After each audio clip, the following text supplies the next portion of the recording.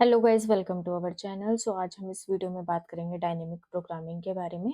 ये है sequence alignment का पार्ट 3। इससे पहले हम 2 पार्ट डिस्कस कर चुके हैं और इस वीडियो में हम बात करेंगे डायनेमिक प्रोग्रामिंग के बारे में, गैप पेनल्टी के बारे में और जो ऑनलाइन सर्विस अवेलेबल है डायनेमिक प्रोग्रामिंग के, उनके बारे में।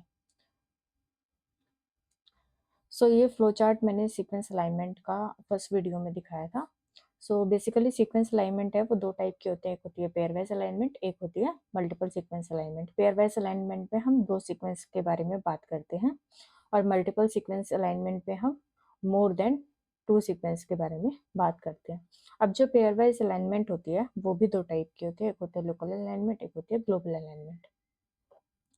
तो लोकल अलाइनमेंट का एग्जांपल है, एल्गोरिथम का एग्जांपल है स्मिथ वाटरमैन एल्गोरिथम, ठीक है। और ग्लोबल अलाइनमेंट का एग्जांपल है नीडलमैन वुंश एल्गोरिथम, और ये डीपी का मतलब है डायनेमिक प्रोग्रामिंग।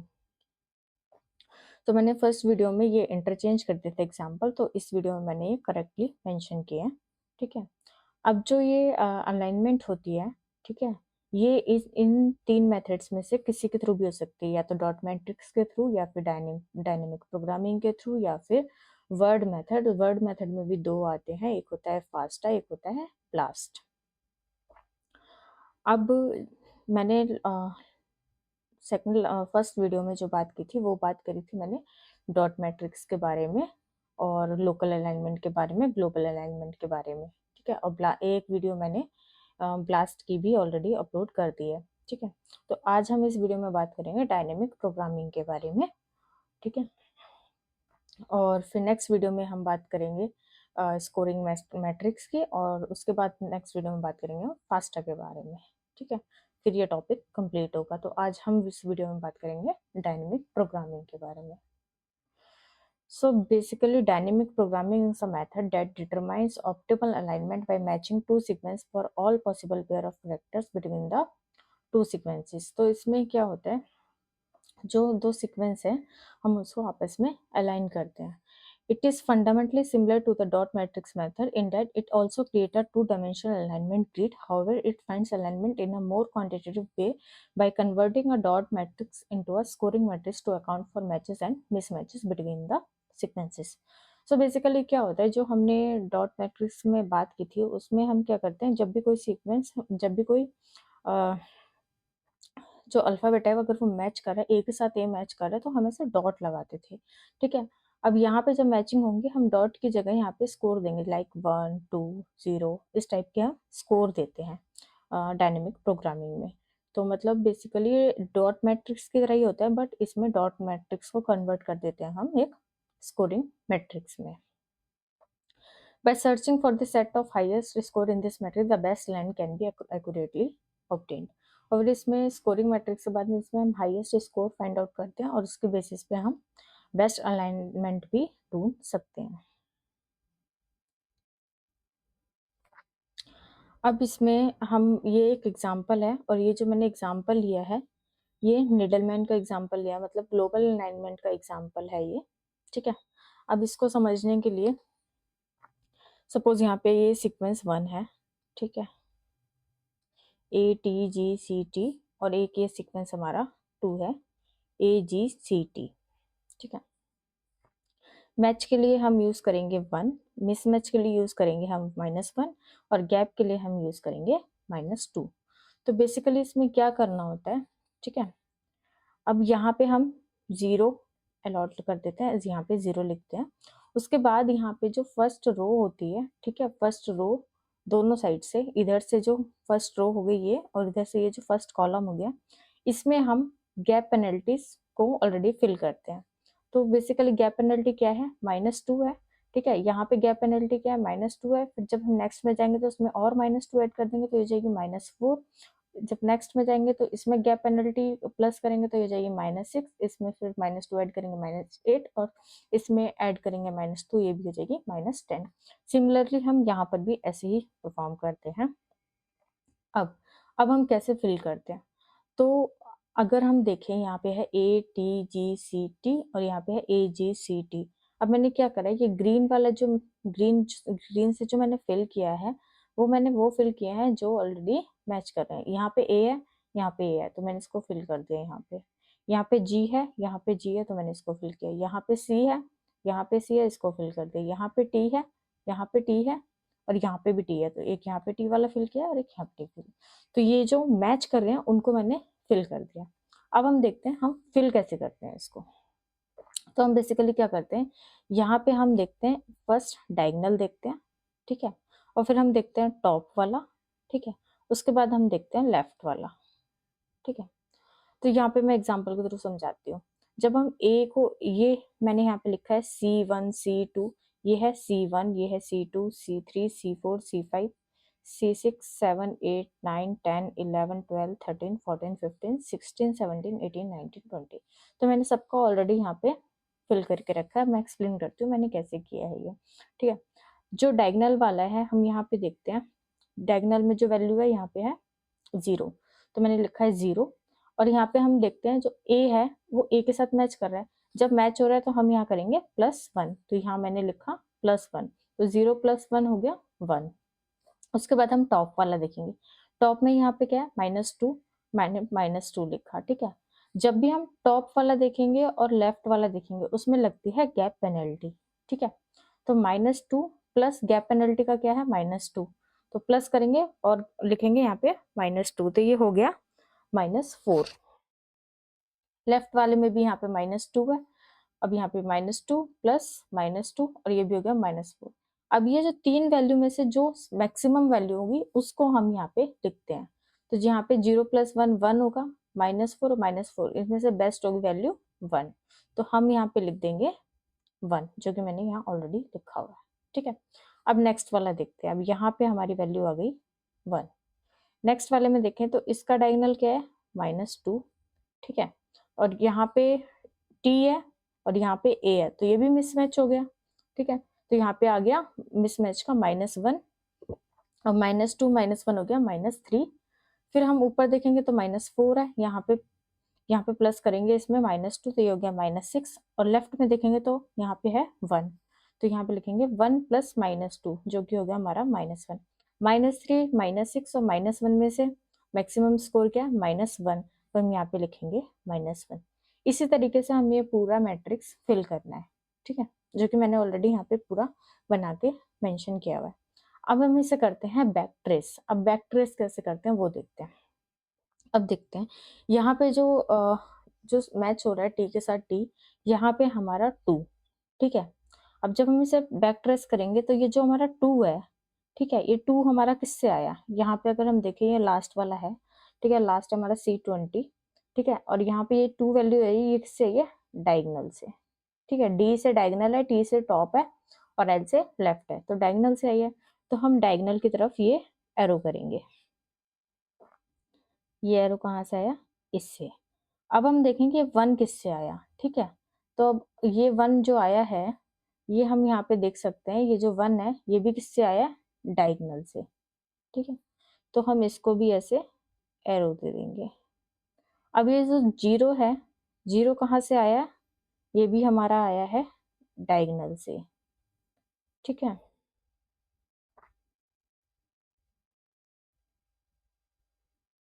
अब ये जो -1 है ये कहाँ से आया है, हम्म,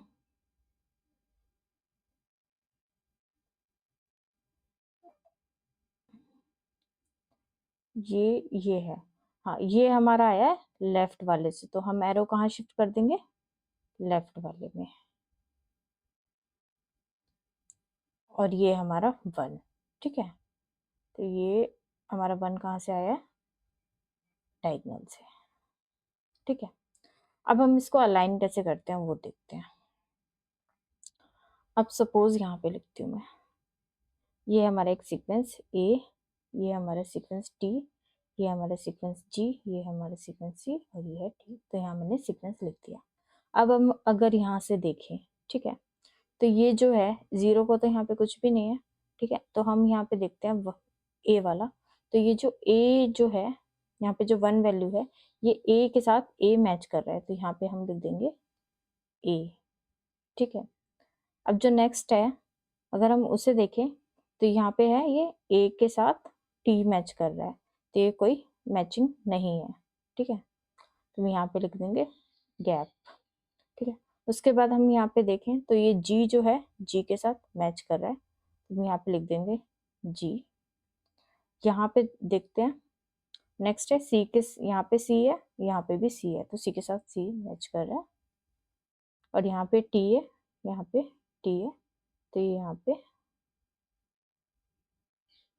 टी के साथ टी मैच कर रहा है। तो ये बेस्ट अलाइनमेंट हमने फाइंड आउट किया इस मैट्रिक्स के थ्रू। तो हम ये ऐसे परफॉर्म करते हैं। होपफुली आपको समझ आ गया होगा ये। उसके बाद हम बात करते हैं गैप पेनल्टीज के बारे में। So what are gap penalties? When we compare two DNA or protein sequences, we try to line up them so that similar letters match. Sometimes to match them properly, we need to add gaps. ठीक है, तो properly match के लिए हमें कई बार gaps भी insert करने होते हैं, जैसे कि हमने अभी यहाँ पर यहाँ पे गैप, जब यहाँ पे गैप इंसर्ट किया तभी तो ये ऊपर वाला जीसीटी के साथ मैच हो गया। अगर हम इंसर्ट नहीं करते गैप तो ये यहाँ पे ये प्रॉपरली अलाइन नहीं होता, ठीक है। These gaps means that something was inserted or deleted during evolution. Why do we give penalties to gap? हम penalties क्यों देते हैं gaps को? In real life में अगर बात करें, changes in letter substitution happen often. So जो substitution होता है, letters का change हो जाना है, वो बहुत मतलब कि ये पॉसिबल होता रहता है। सपोज जब हम अमीनो एसिड्स के बारे में बात करते हैं, तो सपोज कोई दो अमीनो एसिड्स हैं, वो अलग अलग हैं लेकिन उनका ग्रुप सेम है। सपोज दो अमीनो एसिड जो है वो हाइड्रोफोबिक नेचर के हैं, तो वो आपस में एक दूसरे को सब्स्टिट्यूट कर सकते हैं। तो इस टाइप का जो वो है चेंज, ये बहुत ज़्यादा फ्रिक्वेंट है, ये होते रहते हैं। बट जो इंसर्शन और डिलीशन है, जो गैप्स हैं, वो बहुत रेयरली होते हैं, ठीक है। जब हम अलाइन करते हैं सीक्वेंसेस, तो हमें जो गैप्स हैं वो इजीली नहीं इंसर्ट करने चाहिए। अदरवाइज क्या होगा, अगर हम बहुत ज़्यादा गैप्स इंट्रोड्यूस करेंगे, जिस उससे क्या होगा, जो अनरिलेटेड सीक्वेंसेस भी होंगे ना, वो भी सिमिलर लगने लग जाएंगे। इसलिए इस चीज़ को कंट्रोल करने के लिए हम जब गैप इंट्रोड्यूस करते हैं तो उसको पेनल्टी देते हैं। What happens if penalty values are wrong? अगर पेनल्टी वैल्यूज जो होंगी वो गलत होंगी तो क्या होगा? अगर पेनल्टी जो होगी वो बहुत लो होगी, अगर लो होगी पेनल्टी, तो बहुत सारे गैप्स आ सकते हैं सीक्वेंस में, ठीक है। जिससे क्या होगा, जो अनरिलेटेड सीक्वेंस भी हैं वो भी अच्छे से मैच कर जाएंगे, जिसकी वजह से जो हमें रिजल्ट है वो हमें गलत मिलेगा। अब हम बात करते हैं अगर पेनल्टी हाई होगी, ठीक है। अगर पेनल्टी बहुत ज़्यादा हाई होगी तो जो गैप्स हैं वो कभी दिखेंगे ही नहीं, क्योंकि पेनल्टी बहुत ज़्यादा हाई है, जिसकी वजह से क्या होगा, जो रिलेटेड सीक्वेंसेस हैं वो भी अच्छे से अलाइन नहीं कर पाएंगे, ठीक है। तो इसमें भी प्रॉब्लम है। अगर पेनल्टी बहुत ज़्यादा लो है तो भी प्रॉब्लम है, अगर पेनल्टी बहुत ज़्यादा हाई है तो भी प्रॉब्लम है। तो इसीलिए जो साइंटिस्ट हैं उन्होंने बहुत सारे रियल प्रोटीन्स को टेस्ट किया और कुछ डिफॉल्ट वैल्यूज फाइंड आउट करी, जो बहुत सारे सॉफ्टवेयर में यूज होती हैं, ठीक है। अब एक कॉन्सेप्ट आता है gap opening versus gap extension. So gap, thinking of a gap like cut in the sequence. So basically क्या होता है, कोई सीक्वेंस है, अगर हम उसमें न्यू गैप इंट्रोड्यूस कर रहे हैं, ठीक है, ये बहुत कम होता है इवोल्यूशन में, इसलिए हम इसको हाई पेनल्टी देते हैं, ठीक है। लेकिन एक होता है गैप एक्सटेंशन, की ऑलरेडी गैप है और हमने इसको एक्सटेंड कर दिया है, ठीक है, तो वो इजी होता है, ठीक है, और ये पॉसिबल भी है। सो इसको हम देते हैं लो पेनल्टी, और इस आइडिया को बोलते हैं अफाइन गैप पेनल्टी। तो बेसिकली क्या होता है, जब हम ओपन एग्जाम्पल के हमने यहाँ पे लिए, सपोज हमने जब ओपन करें, ठीक है, जब हमने ओपन करा गैप तो हम उसकी पेनल्टी रखी है -12, और एक्सटेंशन की पेनल्टी रखी है हमने -1। तो इसका एक फॉर्मूला होता है गैप पेनल्टी का, ठीक है, W is equal to gamma plus delta into K-1। तो यहाँ पे गामा होता है ओपनिंग पेनल्टी और डेल्टा होता है गैप एक्सटेंशन पेनल्टी, K होती है लेंथ ऑफ द गैप, ठीक है। सो इसका मतलब ये होता है जो फर्स्ट पोजीशन होती है वो कॉस्टली होती है, ठीक है? और जो मतलब जो गैप इंट्रोडक्शन है वो कॉस्टली होता है और जो एक्सटेंशन होता है वो लेस होता है, ठीक है? इस बेसिस पे ये फॉर्मूला है। कांस्टेंट गैप पेनल्टी, ठीक है? Same penalty for every gap position, ठीक है?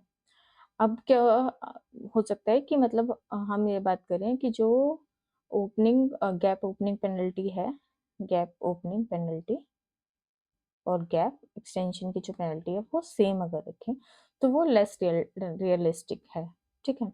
उसमें हमें पता ही नहीं चलेगा और सेम पेनल्टी रखेंगे कि ओपनिंग हुई है या एक्सटेंशन हुआ है गैप का, ठीक है? वो लेस बायोलॉजिकल रियलिस्टिक है और आज के टाइम में बहुत कम यूज होता है ये। अब एक बात करते हैं हम, why terminal gap often have no penalty. So basically क्या होता है, जो एंड्स होते हैं, ठीक है, सीक्वेंसेस के, उसमें पेनल्टी हम नहीं होती है। तो जो रियल सीक्वेंसेस होते हैं वो उनकी जो लेंथ होती है वो डिफरेंट डिफरेंट लेंथ्स के होते हैं, ठीक है? अब ज़रूरी नहीं है कि अगर उसमें मिसिंग एंड्स हैं, इसका मतलब ये नहीं है कि हमेशा कि वो इवोल्यूशनरी चेंजेस की वजह से हुआ है। सो समटाइम्स क्या होता है, अगर हम उसको एंड्स को पेनलाइज करेंगे जिसकी वजह से जो अलाइनमेंट है वो गलत हो सकता है पेनल्टी की वजह से। इसलिए जो गैप्स हैं बिगिनिंग में, स्टार्टिंग में और एंड में जो होते हैं वो नहीं हम इंट्रोड्यूस करते हैं। सो ये था एक टॉपिक गैप पेनल्टी का। बेसिकली बस आपको याद रखना है जो गैप ओपनिंग पेनल्टी होती है उसका जो पेनल्टी है वो हाई है और जो एक्सटेंशन है उसका पेनल्टी लो रखा जाता है। अब यहाँ पे हम बात करेंगे कुछ सर्वर्स के बारे में, ठीक है? तो ग्लोबल अलाइनमेंट में हमने अभी एग्जांपल देखा था पीछे, नीडलमैन वुंश का, ठीक है? इसका जो वेब सर्वर है वो है गैप, ग्लोबल अलाइनमेंट प्रोग्राम, ठीक है? और ये ग्लोबल अलाइनमेंट के लिए ही डिजाइन किया गया है, ठीक है? इसमें भी जो टर्मिनल गैप्स है उनको पेनल्टी नहीं दी जाती है सर्वर, इस ऑनलाइन सर्वर में। और इसमें भी जो अनइक्वल लेंथ के सीक्वेंस होते हैं उनका भी अलाइनमेंट पॉसिबल है, ठीक है? और इसमें ये जब लॉन्ग गैप्स होते हैं उसके लिए कांस्टेंट पेनल्टी यूज करते हैं जिससे कि इंसर्शन हो पाए एक्सटेंडेड गैप्स का। और ये पर्टिकुलरली यूजफुल होती है cDNA को जब जीनोमिक डीएनए से अलाइन करना होता है उसके लिए, ठीक है?